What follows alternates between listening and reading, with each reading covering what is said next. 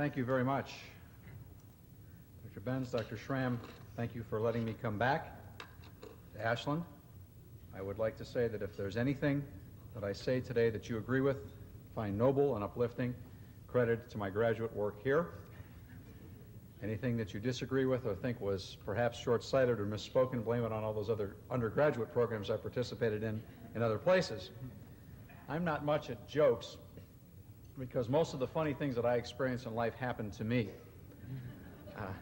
So rather than start you off with the traditional 2 or 3 stories, I probably will just weave the funny stuff through to try to keep you going after a delicious lunch, for which I'm also very appreciative, and probably will abbreviate my remarks to give more time for you to ask questions, and perhaps we'll go that direction. A good friend of mine before I came here today said, "Don't start any fires down there." And I said, well, I think that's just probably inevitable. And it started with the selection that I was given of what I'd like to speak about. The Roundtable, the Ohio Roundtable, is a state-based public policy organization that was founded in 1980 by a handful of business people who thought they'd give one last try to doing something from a citizen-driven initiative to turn the country around. Their vision wasn't the country. Their vision was one congressional district. 17 years later, we have a state-based public policy organization called the Ohio Roundtable. We communicate with about 70,000 households on our regular database list, close to 300 business leaders, 10,000 churches, every state and federal lawmaker in the state of Ohio, and have a radio broadcast called The Public Square that's heard almost 6,500 times a year in every major market in the state. That organization is supplemented by Ohio Freedom Forum, which is our legislative action group, a group that works in the State House and on Capitol Hill. I also am president of an organization called the Liberty Committee, unassociated with the other two, but that is a federally licensed PAC, which works on recruiting and training candidates for public office. And finally, out of our shop in Northern Ohio, we run an organization called the National Policy Association, which is a network of 30 similar organizations to our state-based public policy groups that meet regularly, 30 from across the country. Now, I give that to you as a basis to understand where I'm coming from to reach this question, who will win in 2000? I'm not coming to you on this issue from the typical inside the Beltway perspective of Washington, D.C. I would only like to try to reflect what we are hearing from thousands and thousands of people here in Ohio and have been hearing for years, as well as what my colleagues from 30 other states are hearing all across the nation, coast to coast. For one brief period of time in the history of Ohio politics, we got in this petition circulating business. We got involved in the Term Limits Initiative and the following Campaign Finance Reform Initiative. In fact, we led both of those from our organizations. In that period of time, we gathered the signatures of over 800,000 registered Ohio voters from 88 counties. Now, I'm sure a group like this, some of you have gone out and gathered petitions. Some of you may have even helped us in those campaigns, for which I am eternally grateful. But you can imagine when you've had to stop and ask 800,000 people to write their name and address on a petition on a particular issue, you get into some very interesting conversations. Many of those conversations happen outside polling places where we've done the greatest amount of our petition circulation. So we've had our own method of exit polling for years, and we've heard all sorts of stuff about what people think about leadership. So the question is, who will win in 2000? I hope to bring a perspective to you today on some of the trends that you're not hearing about. You already know the short list on both sides of the aisle and the third aisle that's coming on more and more these days. But I'd like to talk with you about a couple of trends that are not being discussed that will really have an impact on where our country goes from 2000 and beyond. The first is term limits. As you know, Ohio and 22 other states will have term limits kicking in at the state legislative level in 98 and 2000 and 2002 as all these initiatives begin to go into effect. This is something that's not really being thought through much on the Sunday news programs. What Congress has chosen to do in at least those 22 states is directly violate the wishes of those states in desiring congressional term limits. And so they've in essence placed a ceiling in the natural flow. state reps, state senate, chance at Congress. Well, there's going to be all kinds of open seats everywhere but in Congress. That dynamic in and of itself will be most fascinating to watch in the political process.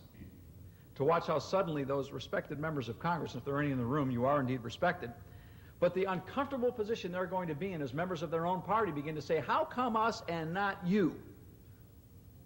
And since career choices are involved here, it could warm things up quite a bit. But what it certainly will do is to create a mass flow of new blood into the process of running for office, and this cannot be underestimated. There will be open seats, a second trend that is being talked about but needs to be focused in light of term limits, particularly in Ohio. In 1998, we'll have an open seat race for the Senate, an open seat race for the governor, and an open seat in 2000 for the presidency. So there will be lots and lots of opportunity. Other trends that aren't being talked about all that much.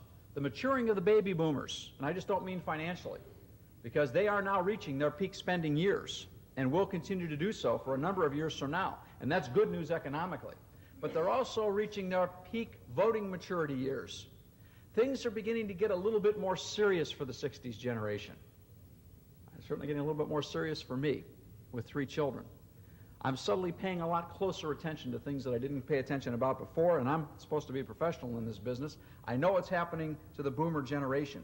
That is very, very, very significant. And there is the trend of the fact that we have some serious problems up ahead. Let me just list a few. Health care.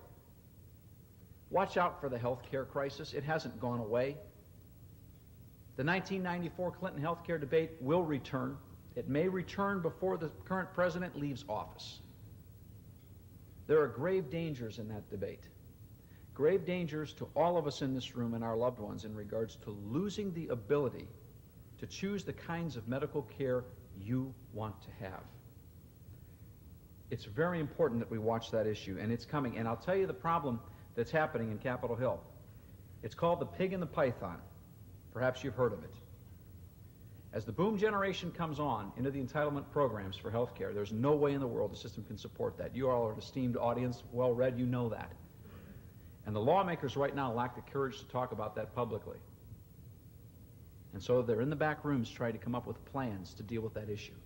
We've got to make sure whatever resolutions happen in the full light of day, not in the back rooms. We've got major problems in education, only heightened by today's newspaper. We've got problems at the federal level, though I really question the role of the federal level in education to begin with. But certainly at the state level, we now in Ohio have very significant challenges in education, and they're not just over funding. That issue, we won't stop there much longer, but say that's a major issue. We've got the issue of the national debt, the national deficit, and taxes, and I link those 3 together because they all fit. I heard a congressman on the radio this morning talking about how the national deficit has been going down for the last 5 years, and I wanted to scream at the radio and say, so what? That's like telling me if I had 10 credit cards that were all overdrawn to the max, I only used 5 new ones this year. When we have $300 million a year going toward interest, we have a $5 trillion a year, $300 billion a year going toward interest, a $5 trillion national debt, and we're proud of ourselves because we're only $120 billion over budget. What's wrong in this country?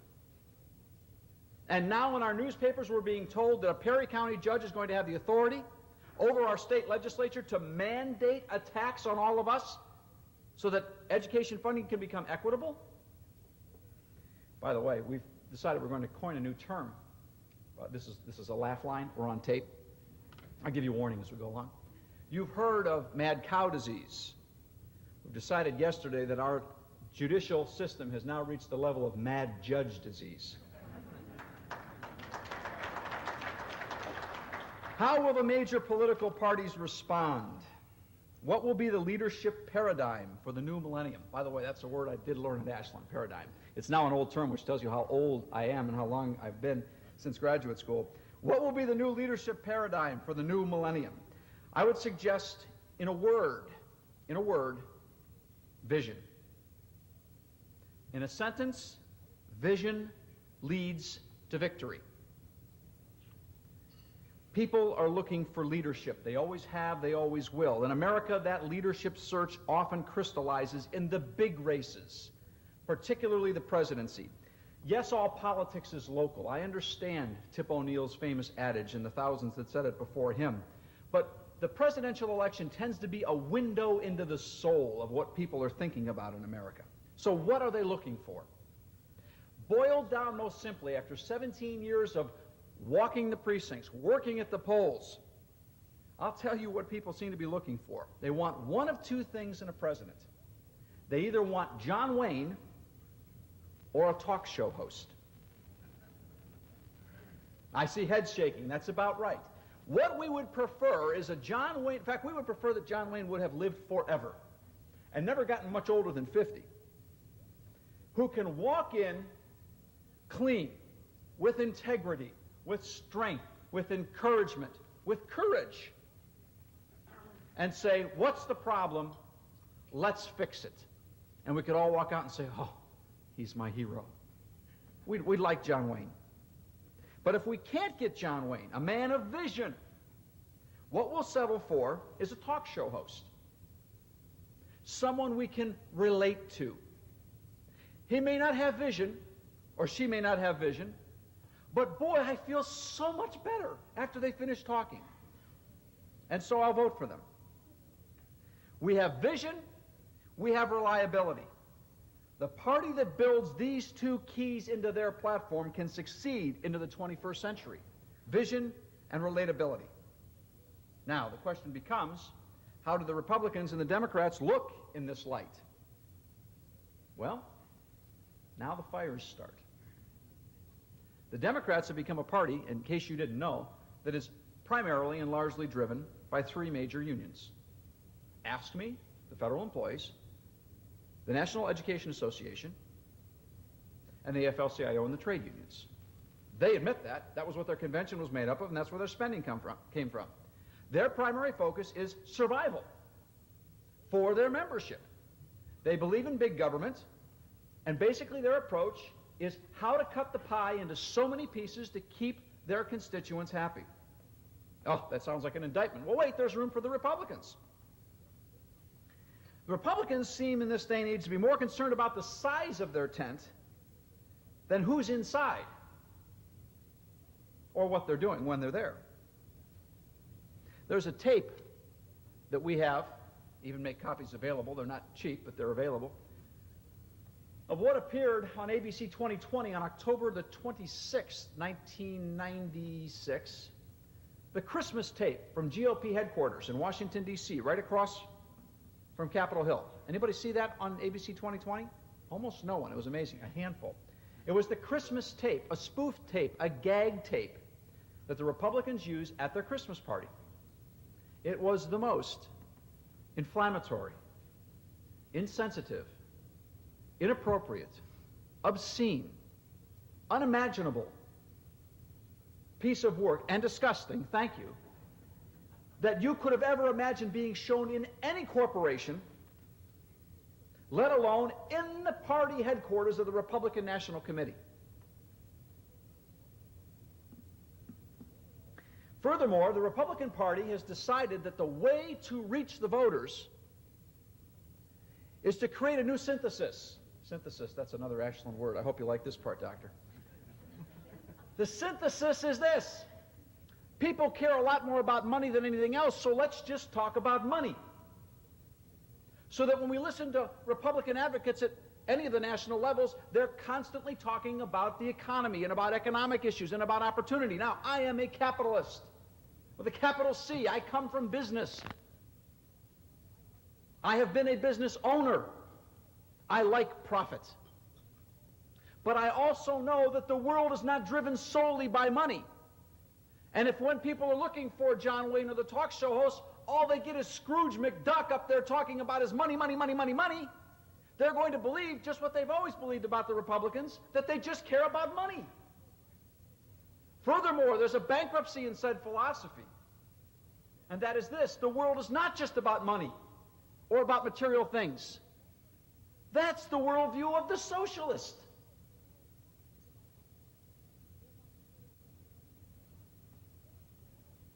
Last election in Ohio. Let me say this.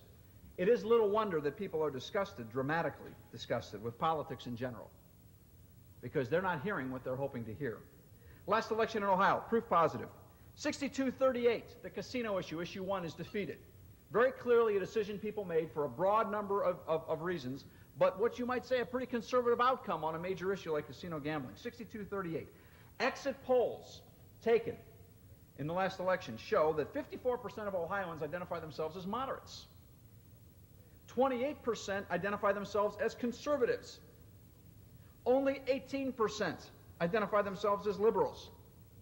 So it would make perfect sense that you would see casino gambling go down 62-38. And Bill Clinton won the presidency in Ohio? How can that be? Quite simple. Since the Republicans didn't give him John Wayne, they went with the talk show host. Because they believed he felt their pain. And among two bad choices, when one is a default, they went with the one that they had. Something about voters. We all are voters. Don't we all agree if we've got two unacceptable choices, we tend to take the one that we understand and have seen than the one that might be unknown. And that's the way they were perceived. They missed vision, they missed relatability, and that's what happened. Look at the congressional races. The Republicans in 1994 had vision, and they announced vision, and they went to a barnstorming, landmark, historic victory. In 96, the Democrats came at them with everything that they had. Trashed them, trashed Gingrich, trashed the contract with America, trash. And the Republicans still held control. People stuck with the vision. Why relatability? Why is it so important? I hope this is an insight. Because the biggest voting bloc coming online right now is a group of people who have only learned their heroes from television. Therefore, anyone that wants to win the White House or a national race, particularly a state race, had better have a great candidate for TV, or else they will not be relatable. You say, I despise that mandate. It's ridiculous. It's egregious. It's horrible. Let me spin this in spiritual terms. It was Martin Luther who said, if I fail to preach the gospel in such a way that my generation can hear it and understand that I have failed to preach the gospel. If the great reformer viewed relevance and relatability so significant in regards to eternal truths, certainly there must be something here in regards to political truth. Why vision? Because America is a land of vision. And I stand here today as one human being who refuses to accept the political paradigm of the Washington, D.C. consultants, which says people are stupid and people are no good and they can just be manipulated by sound bites. I believe the American people are still good people, and they still understand enough about America that they want vision because they know we came from vision. We hold these truths to be self-evident, that all men are created equal and are endowed by their Creator with certain inalienable rights, among which are life, liberty, and the pursuit of happiness. Those are powerful words of vision. People want a government, again, that speaks of principles. People are not interested necessarily in increasing their material world. What they're interested in is the call for a transcendent vision. People are hungry for something that is outside themselves, that is beyond themselves. And let me make this suggestion. My suggestion is this. Who will win in 2000 will be the party, whether it's Republican, Democrats, or Independents, that captures the understanding that it is vision, it is relatability. Now, you can go false on those matters, fill up the tube with rhetoric from a pretty face, or you can tell the truth in that same medium based upon timeless, eternal principles.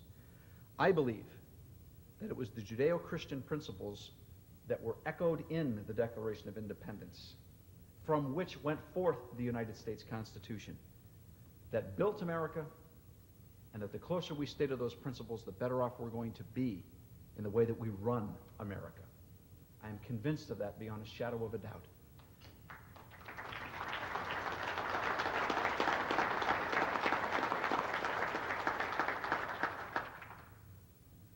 Well, how does all this connect with 98 and 2000? These trends could come to life as early as 1998. They may crest there, especially here in Ohio, with all the open seats that we'll be seeing.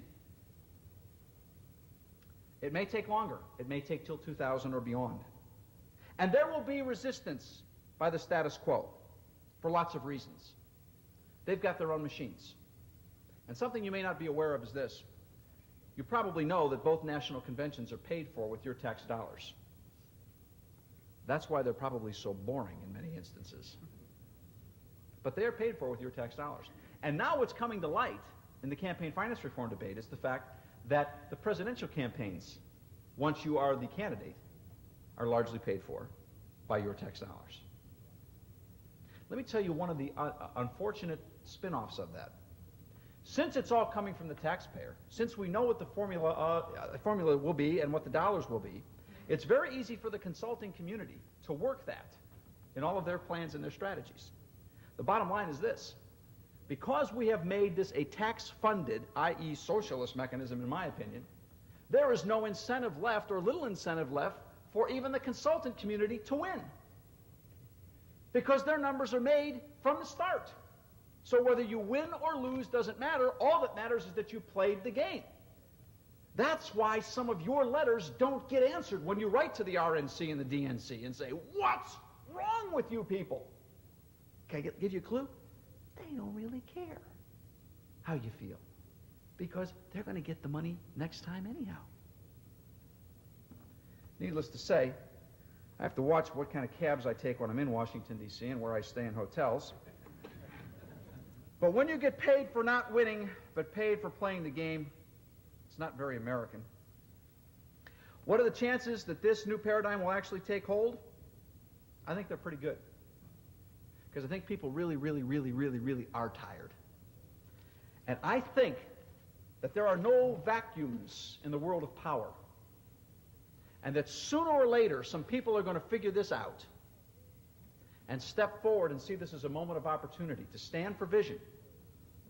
I would suggest that the vision they stand for is the vision we articulated from the Declaration, from the Constitution, for two reasons. One, because that declaration based on those principles is true. And secondly, because it is the absolute best platform from which national and state candidates can dramatically change America for the better. Those principles work. They work. Thank you. That's my read. You have my platform, and now it's yours. The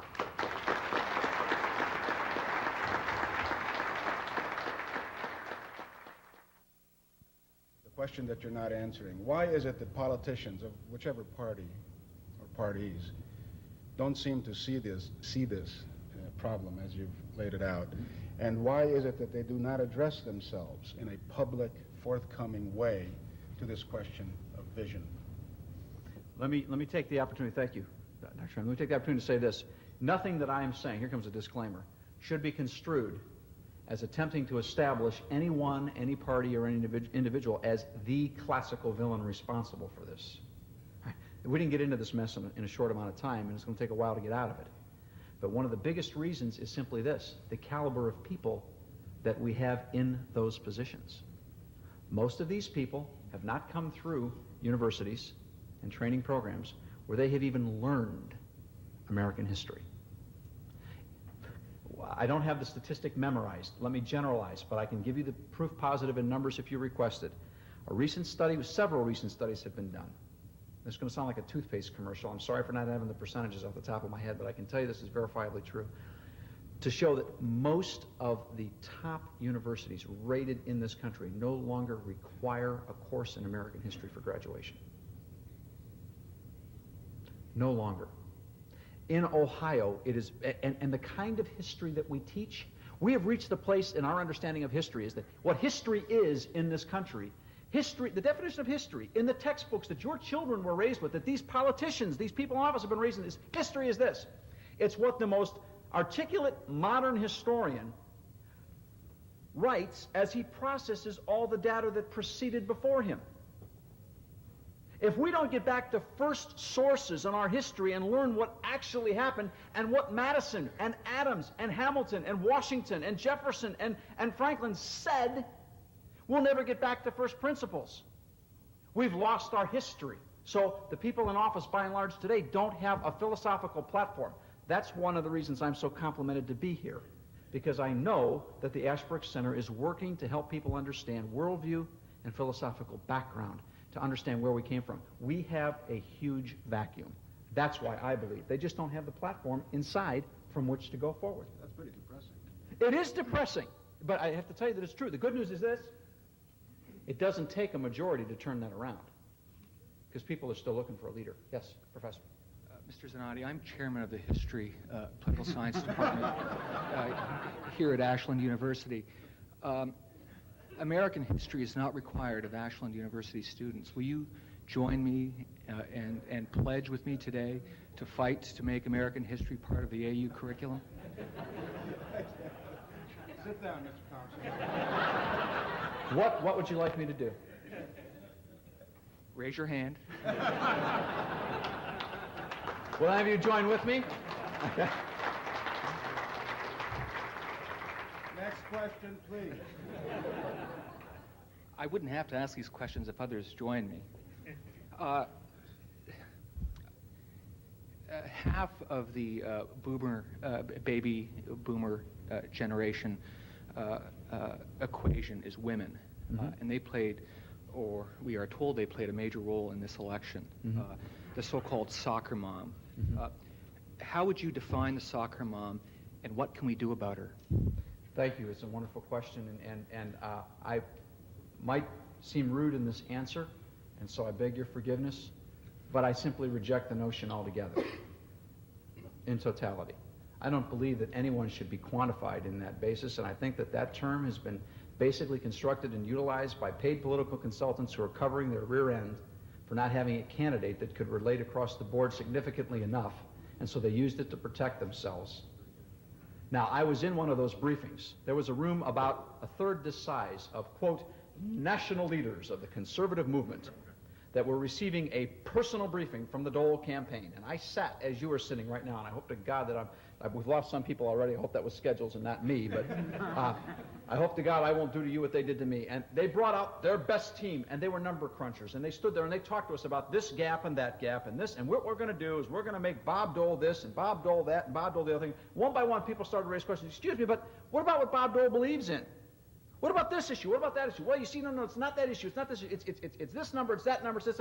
And slowly but surely, people began to walk out of the room until the consultant had no meaning left and get up and left himself. People just aren't into being manipulated. They like to know what you stand for, even if they disagree.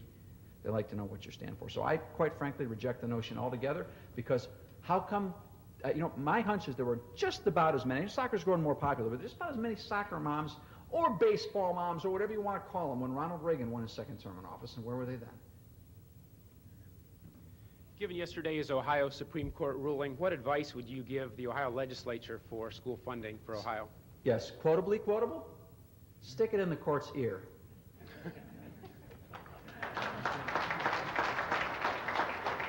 And here's why. This is the same Supreme Court in Ohio who, when we were involved in, by the way, we give them enough to think about here. It's okay. It got me an escort? Yes, it's growing. That's all right. Well, I should tell you some other story. I'll tell you another court story. We were involved in the casino debate, and as you know, there was a lot of nonsense going on about the language of that issue. So much nonsense about the language that one entire paragraph, a pivotal paragraph in what that issue would do in our Constitution. Now, let me refresh you. Here's a petition that's going to become a part of your Constitution, not a part of the revised code, a part of your Constitution. And one entire paragraph that deals with great ramifications on how these casinos are going to be owned, operated, and run in the future is left off your ballot. It doesn't appear on your ballot. We say, whoa, wait a minute. We go to the state ballot board, chaired by the Ohio Secretary of State, I might say, go to the state ballot board and say, you can't do this. Please, put it all on. No, can't do it. Well, then you may, okay, fine. Okay, they have a second meeting. Please, you missed it the first time. Could you please put this on the ballot? Sorry, the ballot board has a history of never reconsidering any issue. But you're wrong! Look, if you don't do it, we're going to have to sue you. Fine, sue us. So we go to the state Supreme Court and say, don't the people deserve the right to know what's on their ballot? Every newspaper that editorializes in the state says, absolutely, you're right. Take it to the Supreme Court. The deadline day for filing is Labor Day. It falls on Labor Day. Now, we're waiting to the very last minute because we don't want to embarrass the state ballot board. We don't want to embarrass Bob Taft. I said the name. He's the Secretary of State. He chairs the ballot board. So we're waiting to the last filing day. So, falls on a legal holiday. What do you do when an office is closed on a legal holiday? You either tape it on the window or you come back the next day, right? That's the way it is in every legal rendering in the state of Ohio. So we take it in the next day and the court says, sorry, you're a day late. We said, wait a second. You were closed on Labor Day. Doesn't matter. You had to be here on Labor Day to file it. But you weren't open. Doesn't matter. The Constitution says this many days. The fact that it was a legal holiday makes no difference. You missed the deadline. But you weren't there. Doesn't matter. That's the same court that's decided to change the funding formula in the state of Ohio 4-3 and to give it to a Perry County judge to take authority over the state legislature. I told you, it's mad judge disease. Explain what you mean. Oh. Yes, if you're not familiar with that, what happened is a coalition came together that wants more money for their local districts and sued the state funding formula in a county where they felt they had a favorable judge. Okay, judge shopping is universal. You know all that. You got a case, you shop a judge. They found a judge. The judge says, this is unconstitutional. And basically, a lot of people said, so what? You're a Perry County judge elected by what, 30,000 people? You're going to tell the entire state, 11 million people, what to do?